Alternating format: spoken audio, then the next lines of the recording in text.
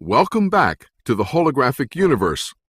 This is part 3 of a 5-part workshop series designed to examine how quantum physics and recent scientific experiments are radically changing our understanding of life, our reality, and our spirituality. In part 1 of this workshop series, we learned that what we have always thought of as our solid physical reality is actually not solid or real at all, but an illusion, a holographic 3D total immersion movie that only looks and feels real to us inside it. But there's a quote that I like. Very much. It comes from a famous intellectual by the name of Sherlock Holmes. When you have eliminated all that is impossible, whatever remains must be the truth, no matter how improbable. The thing I'm going to tell you tonight is one of those things which seems nutty, it seems wildly improbable, but it wasn't just something that some of us, I wasn't alone in saying this, that some of us just said, oh, one day, maybe the world is a hologram. That's not the way it happened. The way it happened was exactly this way. When you eliminate everything that's impossible, whatever is left over must be the truth. So let me tell you a little bit about where we're going. Good. Okay. What is this thing which Sherlock Holmes might have eventually concluded after trying everything else? And the answer is that in a certain sense, in a certain peculiar sense, the world is a hologram. Michael Talbot in the Holographic Universe said creating the illusion that things are located where they are not is the quintessential feature of a hologram. If you look at a hologram, it seems to have extension in space. But if you pass your hand through it, you will find there is nothing there. It is relatively easy to understand this idea of holism in something that is external to us, like an apple in a hologram. What makes this difficult is that we are not looking at the hologram, we are part of the hologram.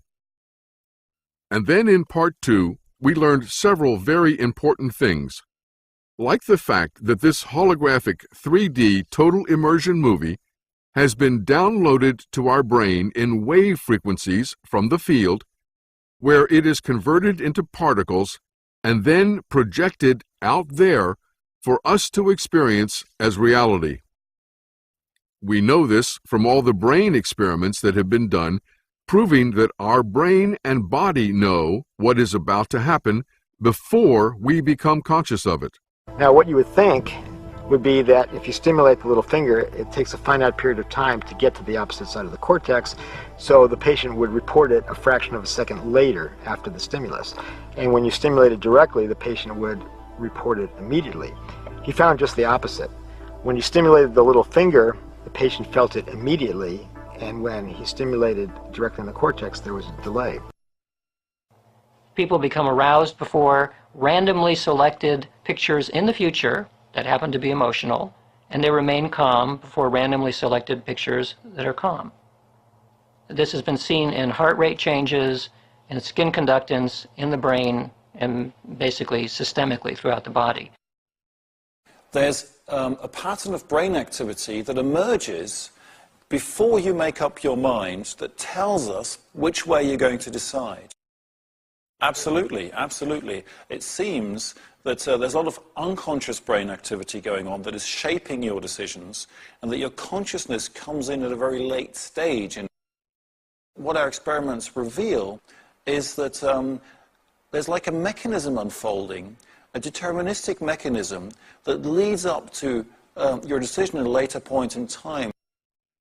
We found out that this holographic 3D total immersion movie is a unique holographic universe created especially for each individual, not some common independent objective reality out there we all share.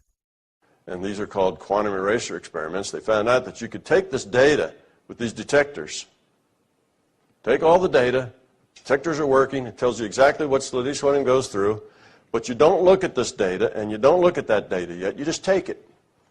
Now if you look at it, you'll get this. But if you don't look at it, and then you erase this information of which slit they went through, you get this again. You see? So obviously reality is not objective. That's the double slit experiment, and that's why this is such a big deal, because it shows that reality is not objective. There's something else going on here. What we have instead is a totally dependent, subjective holographic reality that is unique for each individual and based on their observation. In fact, there is no out there, out there. There is no out there, out there. There's no out there, out there. And we discovered that one piece of holographic film can store a lot of different wave frequencies on it, and in order to get a specific object to pop out, we have to shoot the laser beam in step 2 at a specific angle to choose exactly the right frequencies for the apple. We ended part 2 by asking the question, if all this is true, and quantum physics says it is, then who or what acts as the laser gun for us? Who or what is choosing certain specific wave frequencies from the field and downloading them to a human brain to be converted into holograms to become the reality we see and experience? If you did your homework and watched The Truman Show, you will remember this scene. How do we stop him?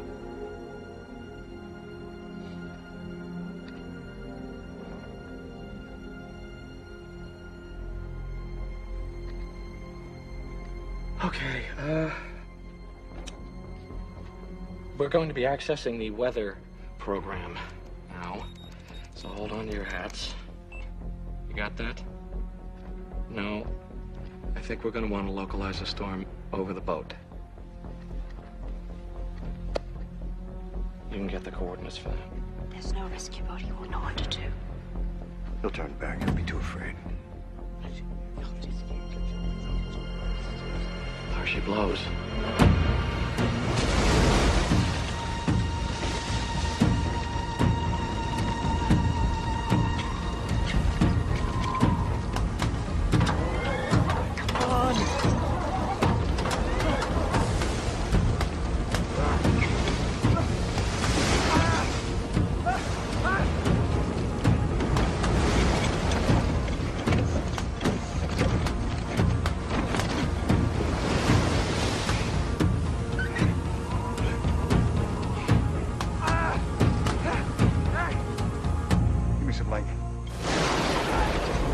Again.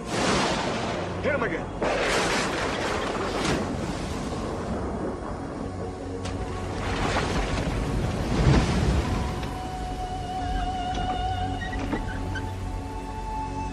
God's sake, Chris. The whole world is watching. We can't let him die in front of a live audience. He was born in front of a live audience.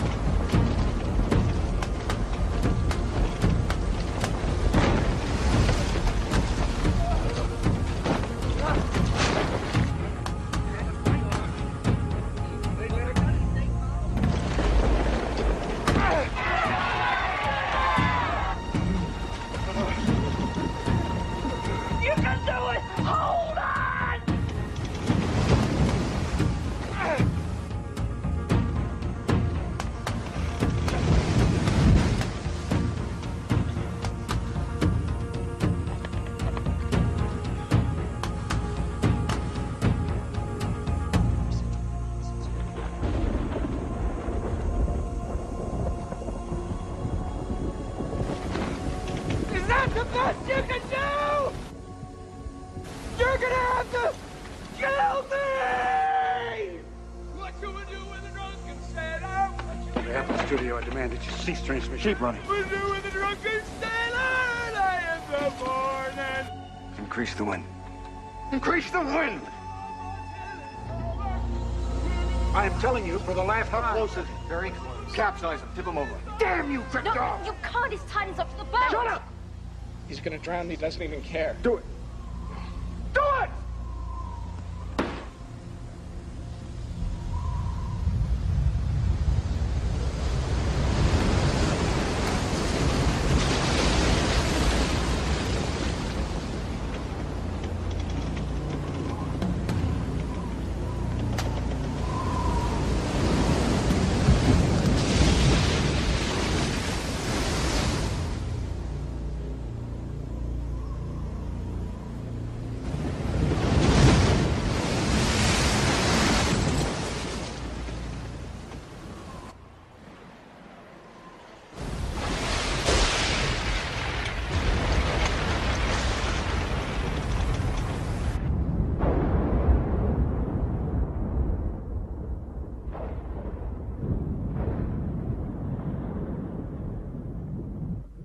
That's enough. It's clear that Truman himself did not write the script for that experience. I doubt he would have voluntarily chosen to go through such drama. Just as I doubt you would have voluntarily chosen to go through some of the traumatic experiences of your life either, if you were writing your own script, correct? So who did write this scene for Truman? Obviously, the answer is the director who ordered the wind and the storm. So now we have our answer. Ed Harris is the one who is creating all of our experiences for us. He's the one to blame. No? Okay. So let's ask the question this way. Who or what is writing the script for your holographic 3D total immersion movie? Who or what is your director, screenwriter, producer? The best answer quantum physicists have come up with so far is consciousness. Here's how Dr. Amit Goswami puts it. Quantum physics enables us to see directly that we can make sense of the world only if we base the world on consciousness. World is made of consciousness, world is consciousness, consciousness is the ground of being. Quantum physics makes this as clear as daylight, because quantum physics shows you clearly that science, quantum mathematics, which is, in our belief, the most fundamental mathematics, most accurate mathematical description of nature that we have discovered.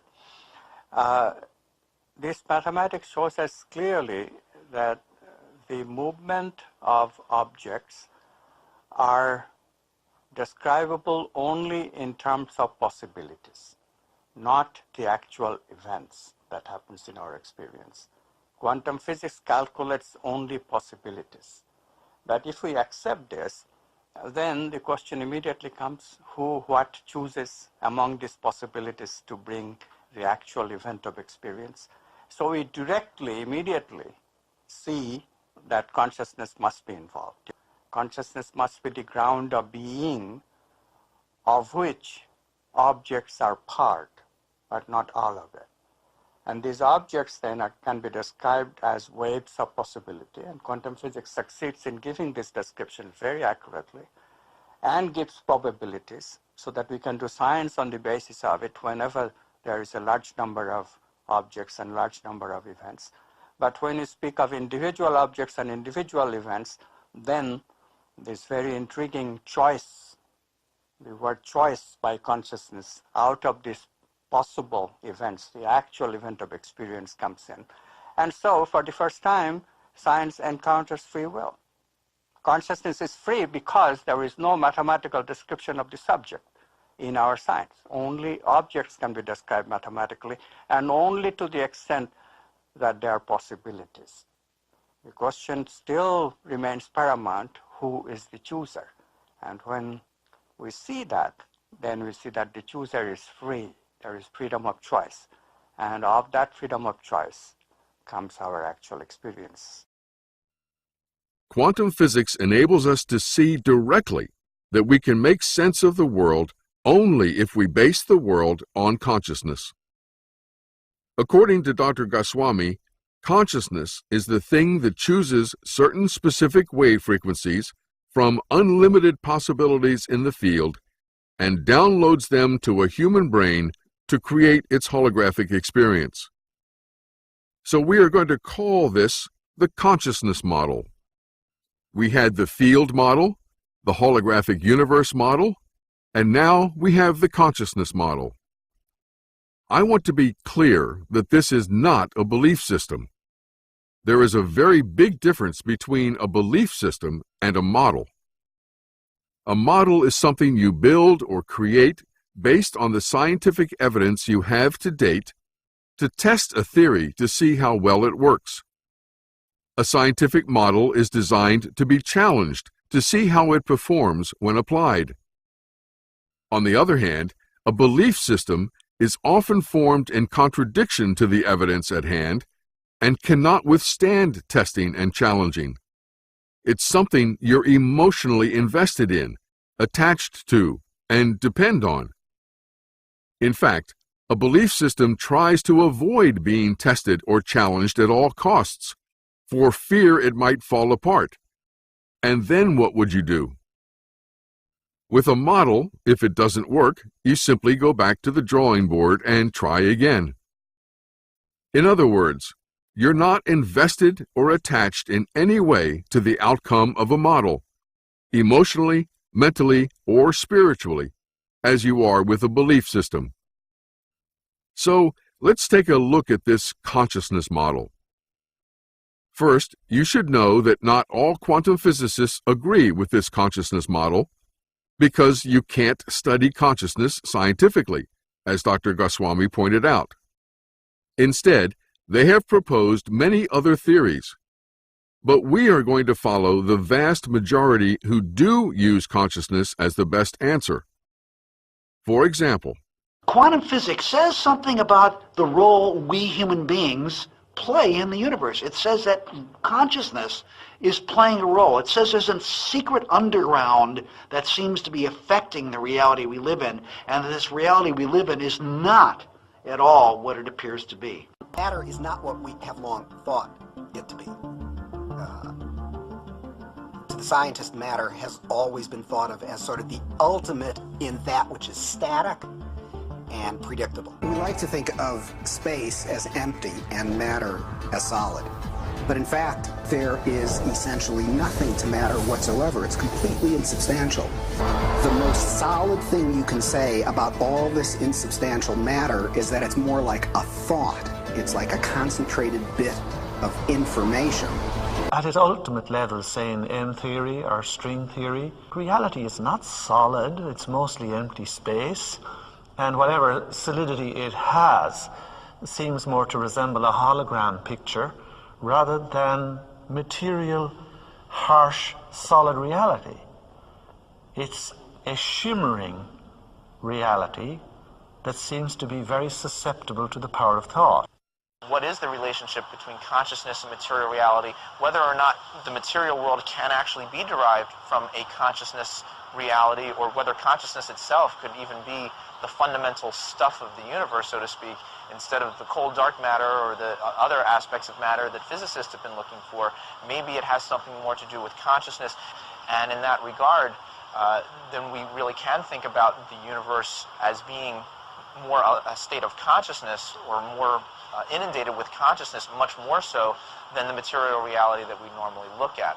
If you put it that there is an intangible world that affects the tangible world of our experience, and if you then say that's what quantum mechanics says, and granted that's a fair way of trying to put into English something which is very, very difficult to grasp, but it then leads quite naturally to the conclusion that quantum mechanics says that there is a spiritual world that makes this choice, that there's another world that is intangible, that affects and influences the physical world. That intangibility, however, is itself the bedrock of physical reality.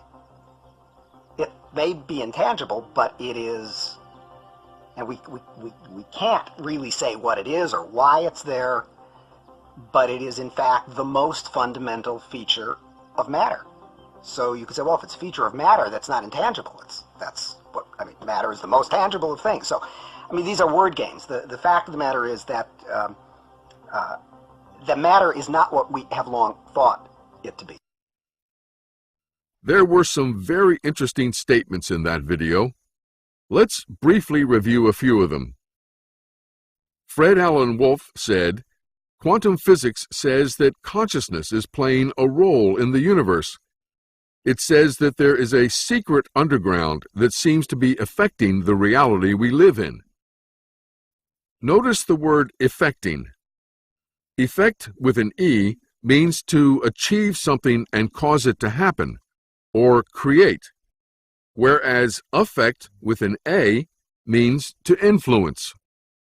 So Fred Alan Wolf was saying, it says that there is a secret underground that seems to be affecting or creating the reality we live in.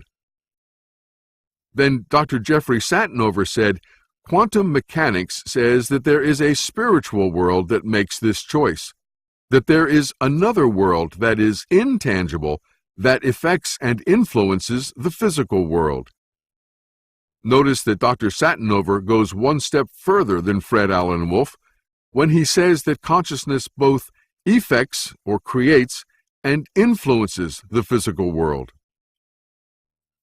Then Dr. Andrew Newberg wondered whether the material world can actually be derived from a consciousness reality, or whether consciousness itself could even be the fundamental stuff of the universe.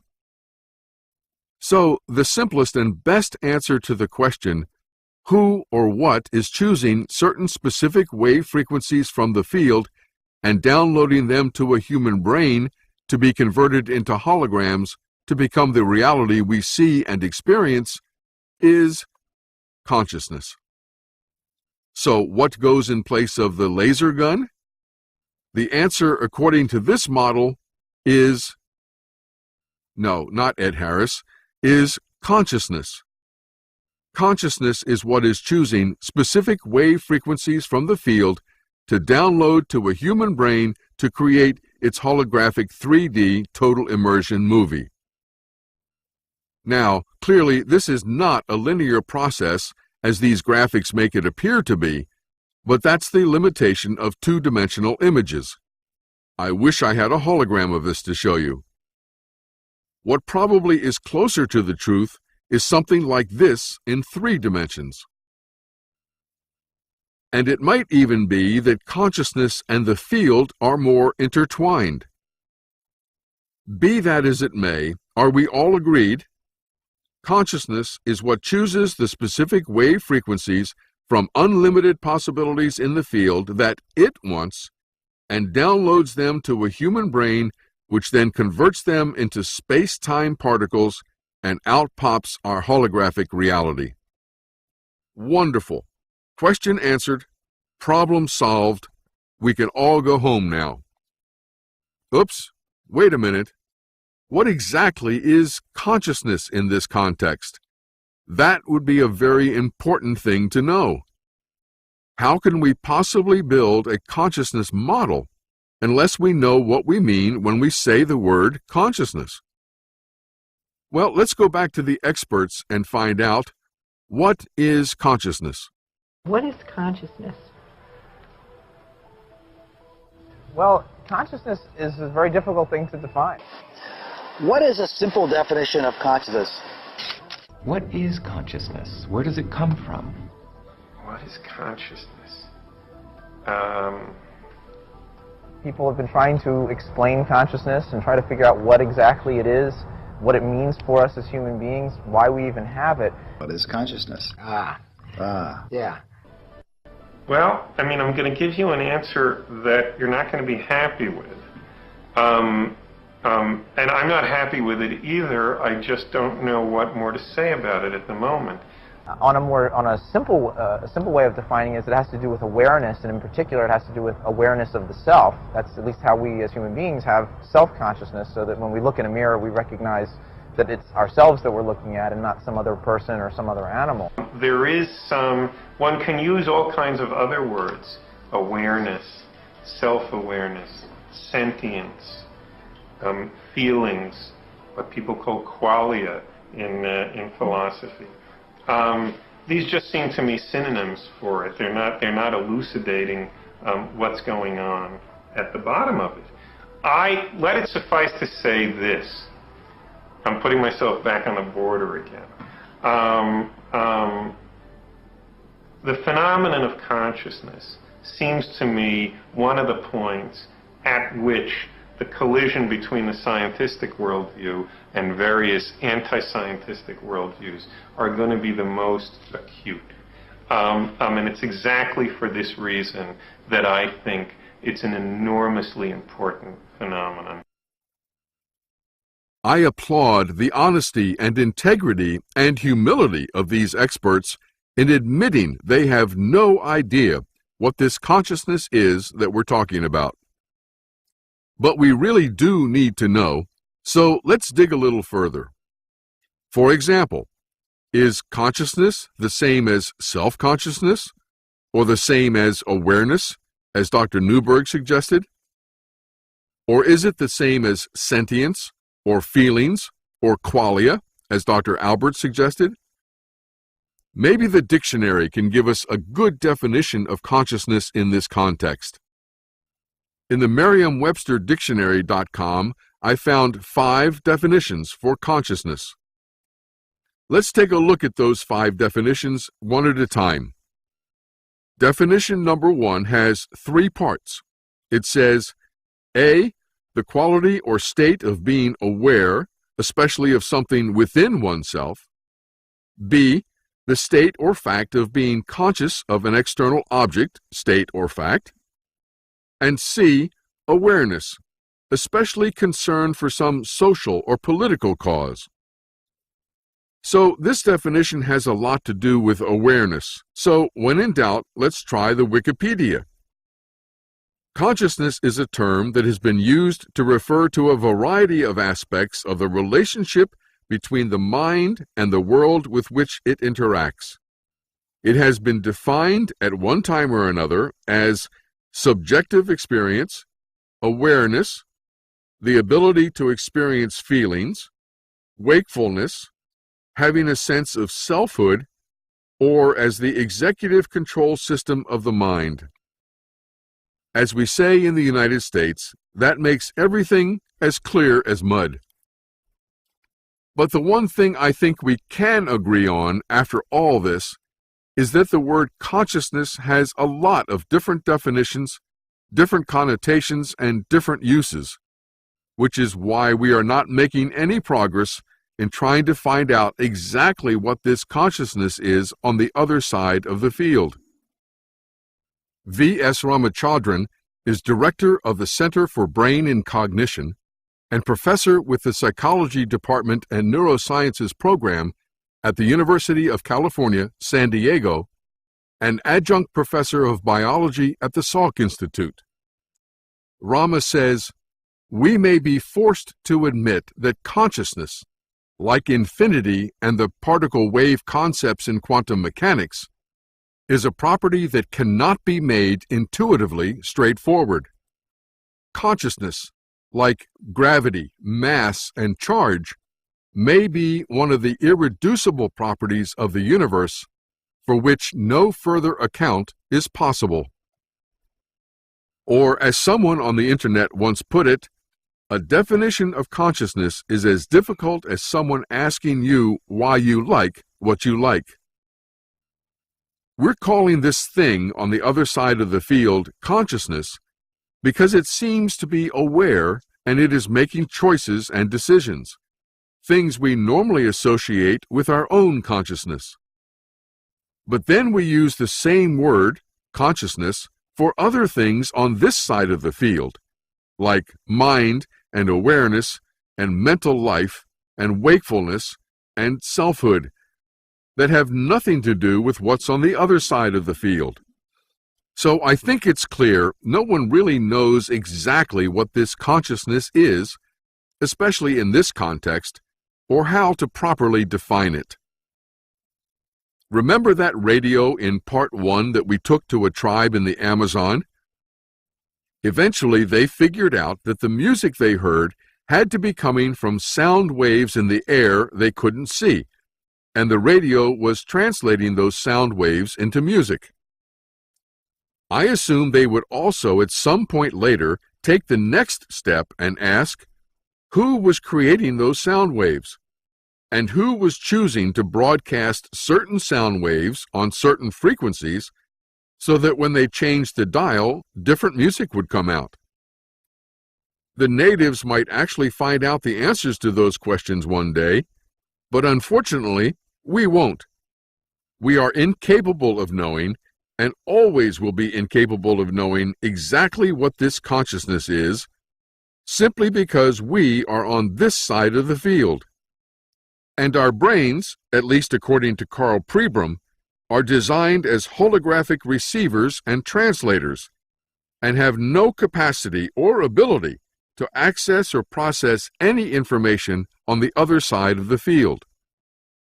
So anything we might say about what goes on the other side of the field is simply speculation. Basically, no one seems to know what this consciousness is, and that's probably the most truthful thing we could say at this point. We only know that something, which we are calling consciousness for the moment, must exist on the other side of the field that is choosing our experiences and downloading them to our brains. What we can do is build a model based on the scientific evidence we have at hand and see how well it works.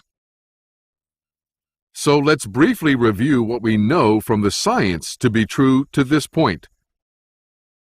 Consciousness, whatever that is, chooses certain wave frequencies that it wants from the infinite number of possibilities in the field, downloads those specific frequencies to a human brain, which translates them into a holographic 3D total immersion movie by collapsing the wave function, and then projects that movie out there for us to experience as our reality. We have now arrived at a point halfway through this 5-part series of workshops, and we have also reached the limits of what quantum physics can tell us at the present time. But a few minutes ago, I said we were going to build a model based on quantum physics and the latest brain research to test certain theories of how this holographic universe might work, contrary to everything we've been taught to date. And we can still do that. After all, we're just playing with a model. This isn't rocket science. But we're going to have to switch now from quantum physics to metaphysics. And I want to be honest with you. I said in the beginning of part 1 that you would not be listening to my theories or my beliefs or my opinions. And that's been true to this point. I have let you hear all of this directly from the experts themselves. That is changing now. As I discuss this consciousness model that many of us have been using and testing for the last few years, it will include some of my own theories based on my research and experience, along with input from others. However, whatever model we build must conform to and be consistent with all the scientific evidence we have to date. This is a prerequisite for any model anyone builds. The first step we need to take is come up with a working definition for this thing we are calling consciousness. Not only a definition, but a new name, so we don't keep confusing it with our own consciousness on this side of the field. We need something specific and clear, even if it's a guess at this point. Something to base this model on. Something we all understand what we mean when we say that consciousness is the thing that is creating our holographic experiences. So maybe it's time to try another approach. It often works well that when we can't figure out what something is, we can start eliminating what we know it is not. Remember what Leonard Susskind said. But there's a quote that I like. There's a quote that I like very much. It comes from a famous intellectual by the name of Sherlock Holmes. When you have eliminated all that is impossible, whatever remains must be the truth, no matter how improbable. Let's take a few minutes and talk about what we're pretty sure this consciousness on the other side of the field is not, and then maybe we can more easily build a model of what it is. I think we can agree that this consciousness on the other side of the field is not the body, not the brain, not the mind, not the intellect, or anything else in the holographic universe on this side of the field. Those things belong to the human being, the self-consciousness that lives in this holographic reality. It is also not the consciousness you and I have right now, not the self-consciousness that is conscious of one's own acts or states as belonging to or originating in oneself, as the dictionary puts it. All the brain research proves that we are not conscious, we are not aware of the experience we are about to have until after the brain and the body know what experience we are about to have. Until after the experience has been chosen by this consciousness on the other side of the field and downloaded to our brain.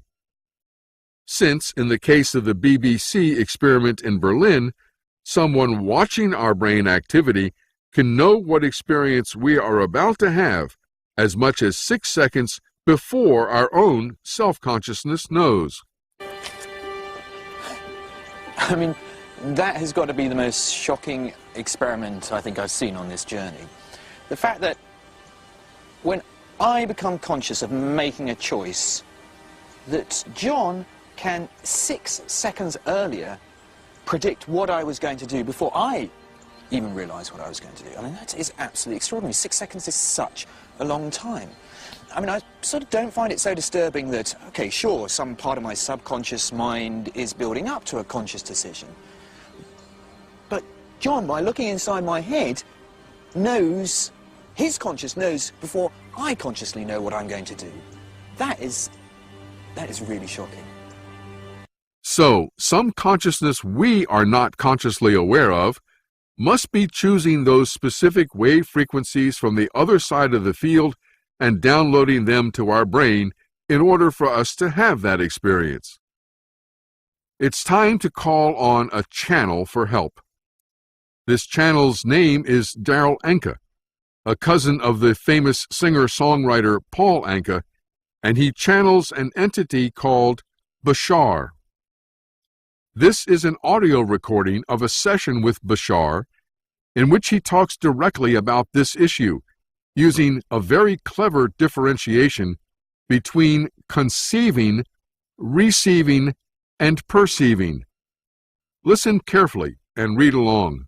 Most of you are familiar with the idea that you have a physical consciousness, a personality as a physical being that you relate to as yourself, so to speak.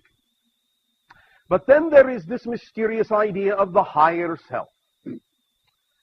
Simply put, most of you understand, or at least intuit, that the so-called higher self, well, is relatively non-physical. Even more simply put, you could say that there is a vibrational frequency just above physical reality, just beyond physical reality, in which resides what you might refer to as a template for physical reality, or upon which you construct your physical experience. It is in that template level, just beyond the physical threshold, that the higher self exists.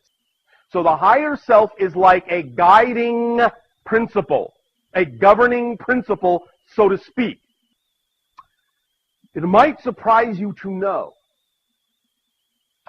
as personality constructs, as physical minds, you do not conceive of any ideas. What do I mean? The personality does not conceive of concepts. It perceives concepts. It does not conceive them. Here are the 3 levels. The higher self conceives. The physical brain receives. The personality mind perceives. That's all it does. Any idea, any inspiration, any imagination you have ever had doesn't come from the physical mind portion of you. It comes from the higher self portion of you.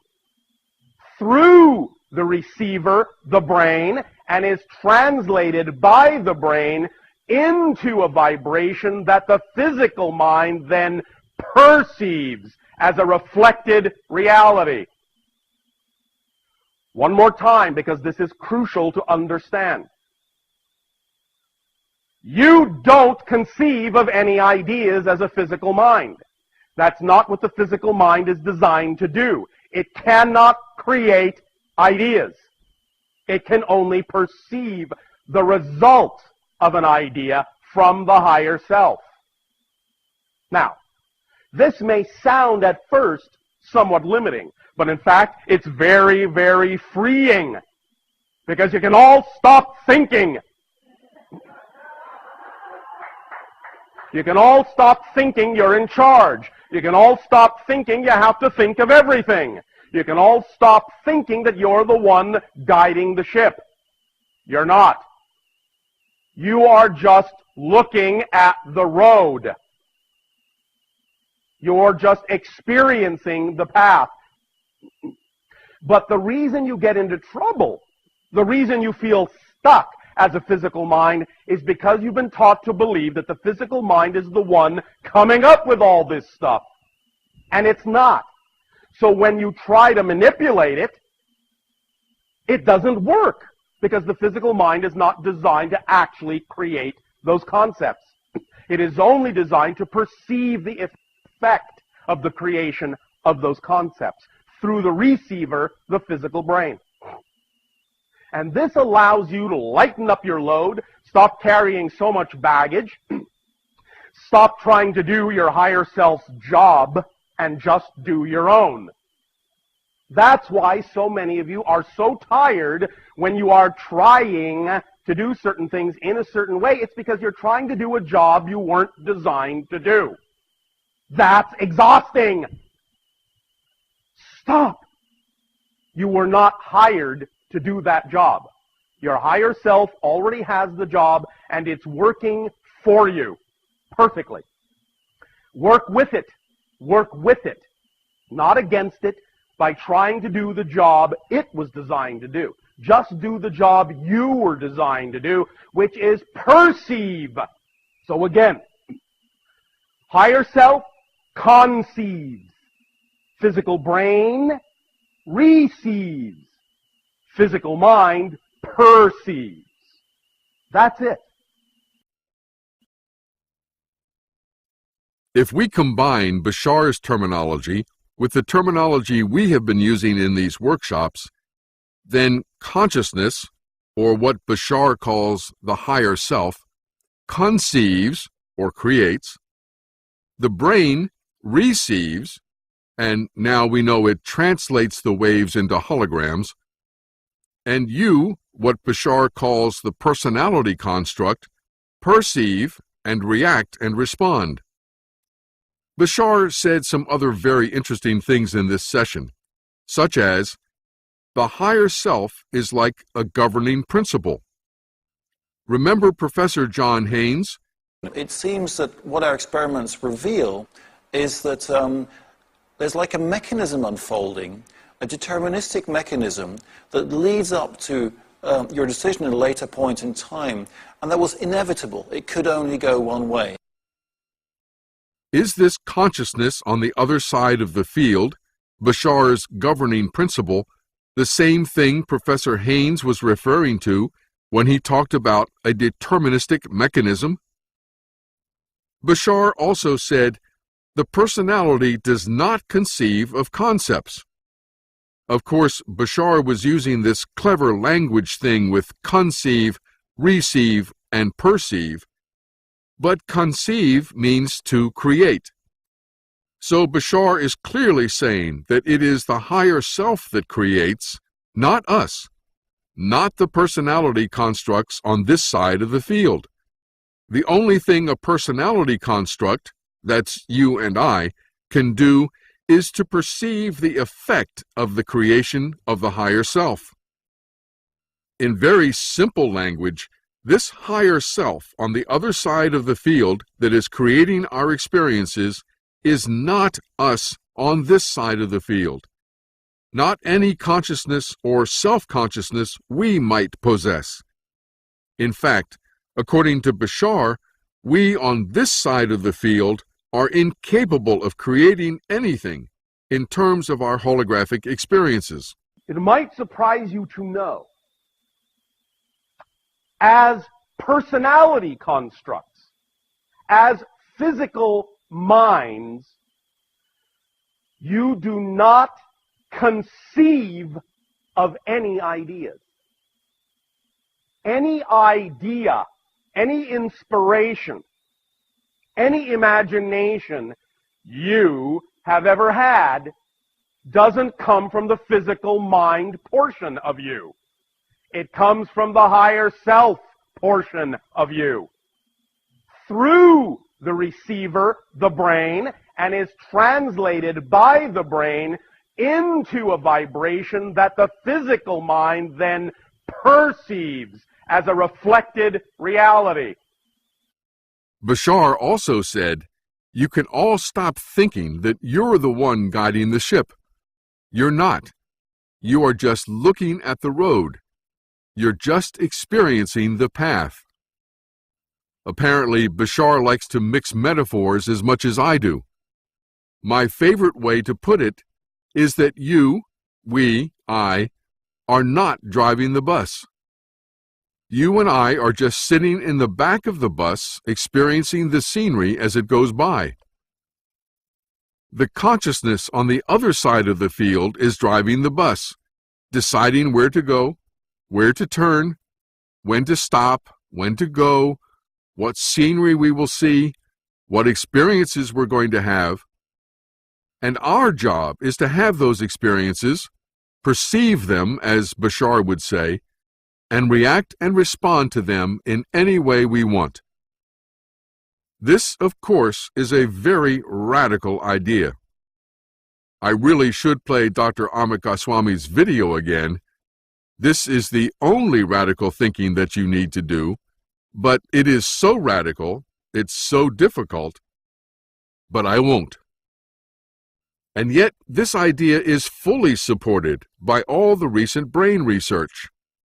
We, you and I in the holographic reality on this side of the field, do not and cannot have any power to create our experiences. That's the job of the consciousness on the other side of the field, what Bashar calls the higher self, who is the only one in the correct position to choose the frequencies it wants from the field to create our holographic reality. Remember that according to all the quantum physicists you heard, everything we see in this holographic universe comes from or emerges from the field. But we can't explain what we do see as matter in these small corners of space and time unless we picture that these matter particles somehow come out from or emerge from these thought wave patterns which are invisible to us. And remember step 2 of creating a hologram. The laser that chooses the specific wave frequencies to pop out is on the other side of the holographic plate from the hologram. So the source of everything we see in our reality must be on the other side of the field, choosing the specific wave frequencies to create our holograms. Not only that, once the holographic experience has been created and downloaded, we also have no power to change, fix, or improve it either, even though we think we'd like to sometimes, because we have judged something about that experience to be bad, or at least not what we want. No matter how much we try to use the secret or the law of attraction or visualization or rituals or things like that, as Bashar said, when you try to manipulate it, it doesn't work. However, we do have total power, complete free will, over how we want to react or respond to any experience. So now we know a lot more about this consciousness on the other side of the field. Its job, or at least one of its jobs, is to create a holographic 3D total immersion movie down to the smallest detail and then download it to a human brain. Let me say it again very clearly. We, you and I on this side of the field, are not the ones creating our experiences. We simply can't be. We're on the wrong side of the field to be choosing specific wave frequencies to download as holograms. Of all the new concepts we have talked about so far in these workshops, this one is going to make the biggest changes in your life, in your belief systems, in your reality, and in your spirituality. As Bashar said, this may sound at first somewhat limiting, but in fact, it's very, very freeing. You will experience that for yourself if you decide to start using this model in your life. But for many people, it is also the most difficult concept to accept. Why? In part 1, you learned that the reality you see out there is actually a holographic 3D total immersion movie. That wasn't really a problem for most people. In part 2, you learned you are projecting that movie out there for you to perceive, and that there is no independent, objective reality. That maybe was a little more of a problem. But now I'm suggesting that all the evidence points to the fact that you are not creating the experiences you have in your life. And now we have a big problem. Why? Well, for one thing, you've been taught just the opposite since you were born. Many people have a deeply ingrained belief that says you are the one driving the bus, that you are the one in control, that you create your experiences, that you are responsible for what scenery you see. And they have created an enormous and intricate belief system around that. In fact, chances are you have been trying to be the bus driver for years and years, and that's not easy to give up. You're invested in that belief. You've put a lot of time in using that belief. There's a deeper reason as well that this concept is so difficult. It's because it's the first time the ego has really felt threatened. The ego thinks it's in charge. It was actually designed that way, so it's only doing the job it was designed to do. No judgment here. But it doesn't like you to even consider the possibility that you are not creating your experiences, or at least co-creating them. Its existence depends on you keeping those beliefs. But that's what I'm asking you to do, even just for a short time, maybe just as an experiment. Consider the possibility that you are not choosing or creating or co-creating your experiences. That you, watching this right now, are not the consciousness on the other side of the field and literally have no power on this side of the field to create, change, fix, or improve any experience you have. But you might be saying to yourself, that consciousness on the other side of the field, that's just part of me, the real me, my higher self, as Bashar said it. So in reality, I am creating my reality.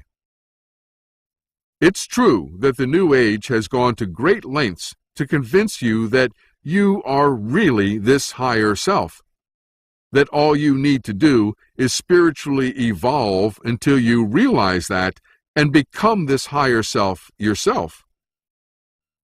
But is that true? Because if it isn't, it can be a very limiting belief system. If you ever want to really confuse someone, make them crazy, keep them under control, or totally frustrate them, just give them a goal that is impossible for them to achieve. I'll admit that there are some people making a lot of money selling techniques supposedly designed to help you become your higher self. It's a very popular idea, and one that very much appeases the ego. But that doesn't make the premise true by any means. Bashar said we should stop trying to be the higher self by trying to do its job. You are trying to do a job you weren't designed to do, he said. Your higher self already has the job, and it's working for you perfectly. Just do the job you were designed to do, which is perceive. Let me give you a couple examples of what I mean. Think for a minute about a trumpet player in an orchestra. If your job was to be the trumpet player, what do you think would happen if you tried to be the conductor? Most likely the orchestra would be in deep trouble, and you would be confused, unhappy, and always dissatisfied. Does the trumpet player choose the music the orchestra plays? No. A good trumpet player knows he's the trumpet player and doesn't try to be anything else. How about the left tackle on a football team? If your job was to be the left tackle, what do you think would happen if you tried to be the quarterback? Most likely the team would be in deep trouble, and you would be confused, unhappy, and always dissatisfied. Does the left tackle call the plays and run the team? No, a good left tackle knows he's the left tackle and doesn't try to be anything else. And now think about a surfer. Does she think she creates the waves? If the surfer believed she was the one creating the waves and tried to do that job, she would be in deep trouble. She would be confused, unhappy, and always dissatisfied, and never get to enjoy surfing. Instead, she waits with curious anticipation to see what wave is created for her to ride next. I am not saying that you are not connected to this consciousness on the other side of the field. We'll talk about that connection in the next workshop. I am saying that you are not it. In the same way, I would say you are connected to your parents or your children, but you are not them. How could you be this consciousness creating your reality when in fact you don't even know what holographic experience is coming up until 6 seconds after your brain and body do? I am saying that this model suggests it's time we stopped trying to do a job we were not designed to do, according to Bashar, face the fact that we on this side of the field are not the consciousness who is creating our experiences, and stop trying to be something we are not and never can be. Is it any wonder that so many people are so depressed, dissatisfied, unhappy, unfulfilled, and frustrated? As Bashar said, they've been working so hard to try to be something they aren't. It's only the ego that would like us to believe that we're more than what we actually are, and in this case believe that we are the consciousness creating our experiences. The way this ego worked for so long was such a perfect mechanism, but now it's time for a new game. We'll also talk a lot more about our relationship with this consciousness in the next workshop. Once again, this model says we are not the consciousness on the other side of the field. We are not our higher self. We are not in training to be our higher self. The higher self is not who we really are, and we are not ever going to be our higher self, no matter how much fasting, prayer, meditation, organic food, or spiritual evolving we do. We simply can't be. We're on the wrong side of the field to be choosing specific wave frequencies to download as holograms. And we literally have no power on this side of the field to create, change, fix, or improve any experiences we have. So I think it's time we come up with a new name for this consciousness on the other side of the field, so we can stop all this confusion using the same word for very different things. Does it really matter what we call it? Can you call it something different than I do, for example? Well, yes, I suppose, although it's always helpful to have the same name for something we want to talk about together. If I call this a chair and you called it a table, conversation would not be that easy. And there's another factor involved here. Those of us who have been living and testing this model for some years now have discovered through experience that words, language, take on a new importance. The man who got me started in this model, Robert Scheinfeld, calls it Transformative Vocabulary. Basically, we found out that a lot of our language is based on the judgments, beliefs, and opinions we have developed, along with the fears that run our lives, that simply don't express what we want to say anymore in this new model.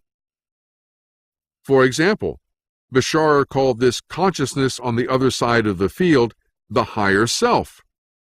That name, frankly, can be interpreted to be very judgmental. The word higher implies that this consciousness is somehow better than, or more elevated, or more spiritual, or more advanced than we are on this side of the field. There's no doubt we're different, but we're no worse or no lower than this consciousness. And I'm sure this consciousness would not want us to think we were either, just as a good parent would not want their child to think the child was somehow an inferior version of them. For the same reason, terms like higher consciousness or higher power or expanded self don't work either. Then there are the New Age terms like universal mind, cosmic consciousness, God ray, divine self, and the list goes on seemingly forever. But these terms all imply that this is a position of enlightenment, an avatar, an advanced soul, and so on, a position you haven't reached, but you should, making you less than in your current condition. By the time we are finished this workshop series, I hope you fully understand that you are not less than anything and can stop judging yourself, thinking you need to be something else you are not. So I'd like to find a name that isn't judgmental or disparaging to us as human beings. But I don't want to use soul or spirit or anything else with any religious connotation. This isn't about theology or ascended masters or higher levels of spirituality. And there doesn't seem to be much more agreement about what soul or spirit means than what consciousness means. René Descartes said, "I think, therefore I am." However, in quantum physics, we are finding that the opposite of everything is also true. I am, therefore I think. The consciousness we're now talking about is the I am. You and I and our self-consciousness are the I think.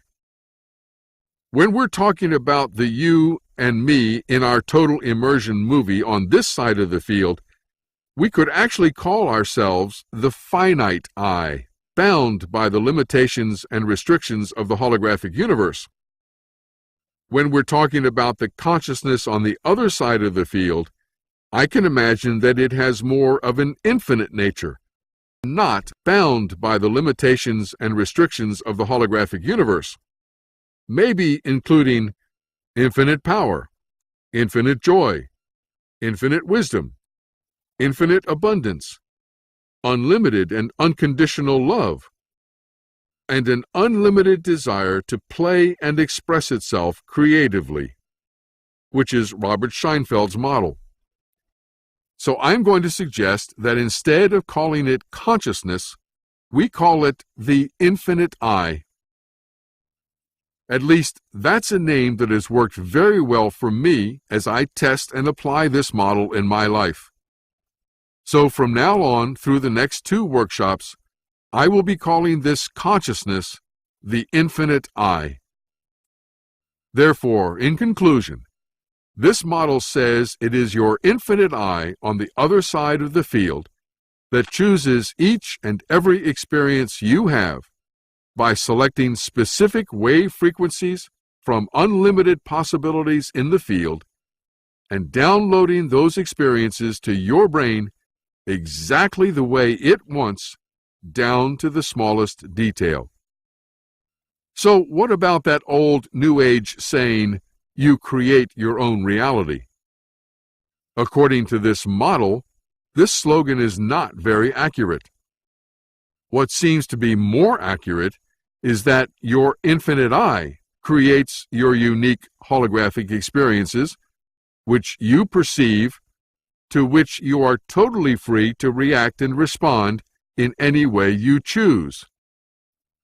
You could say, your infinite I creates your unique holographic experiences. Not quite as catchy a slogan, but much more accurate. So there it is.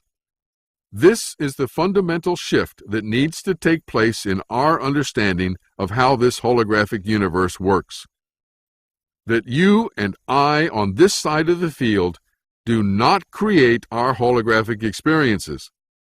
That we are not our infinite I. And our job is simply to perceive those experiences created for us by our infinite I and react and respond to those experiences in any way we choose.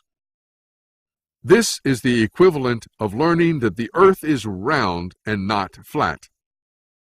This is where we have been headed in these workshops. Why is this so important? Because it seems that true joy in life and peace of mind is being able to embrace every moment of every experience equally, without judging one experience to be better or worse than any other experience.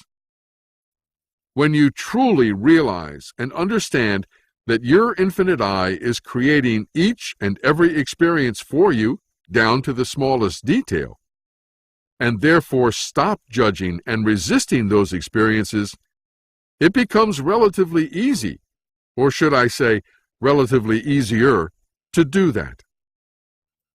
In turn, it means you can truly live in the moment, knowing the experience you are having is perfect, exactly the way it is, with your focus on appreciating what you have rather than what you don't have or wish you had. But this brings up so many questions, like, why would my infinite I create an experience for me that I don't like? Why doesn't my infinite I give me what I want, like more money, a good relationship, and happiness and joy and peace of mind? Why would my infinite I cause me to suffer so much? Am I really just a pawn of my infinite I, like a puppet on strings? These are all very legitimate questions which we will talk about in Part 4 of this workshop, along with the more basic questions of, why would my infinite I create me as a hologram in the first place? What's my purpose in the holographic universe? What's the actual relationship between me on this side of the field and my infinite I on the other side of the field? What game is my infinite I playing with me?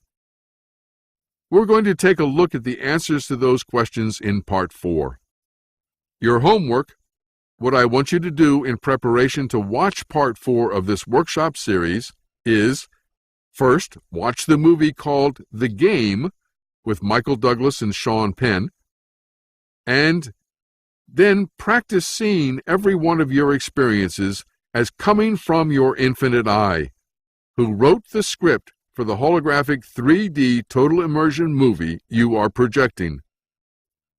Once you have done your homework, please visit www.holographicuniverseworkshops.com for more information about continuing with Part 4 of this workshop series.